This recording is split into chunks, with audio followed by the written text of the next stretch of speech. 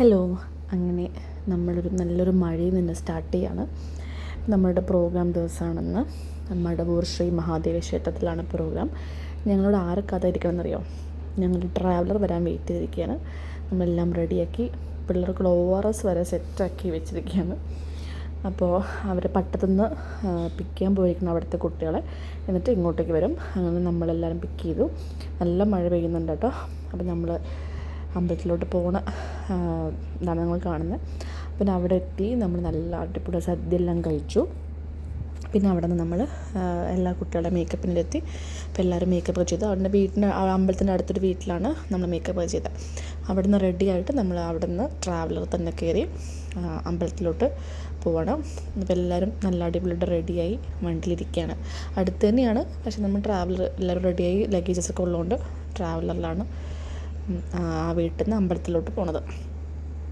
അവിടെ നിന്ന് നമ്മൾ എല്ലാവരും ഇങ്ങനെ കഥയൊക്കെ പറഞ്ഞ് സംസാരിച്ച് ചിരിച്ച് കളിച്ച് നിൽക്കുന്നുണ്ട്. അപ്പോൾ നമ്മൾ അവിടെ നിന്ന് ബാക്ക് സ്റ്റേജിലെത്തി.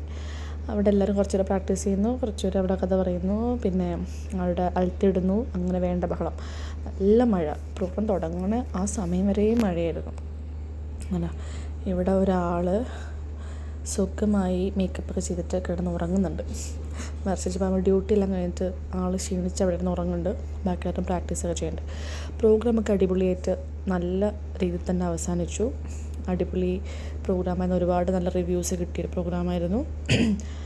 അങ്ങനെ നമ്മളെല്ലാം കഴിഞ്ഞ് ഡ്രസ്സൊക്കെ മാറി ഞങ്ങൾ പുറപ്പെട്ടു. രാത്രി ഒരു 11 മണി കഴിഞ്ഞ് തോന്നുന്നു ഞങ്ങൾ ഞാൻ പകുതി വഴിയിലാണ് എൻ്റെ മേക്കപ്പൊന്നും മര്യാദയ്ക്ക് കഴിച്ചിട്ടില്ല. അവിടെ നമ്മൾ പോണ വഴിക്ക് തട്ടുകടയിൽ ഇറങ്ങി.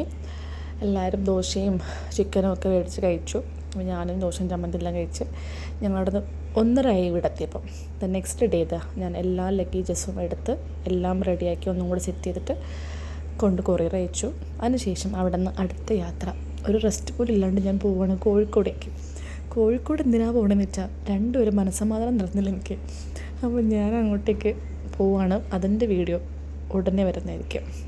അപ്പോൾ ബൈ.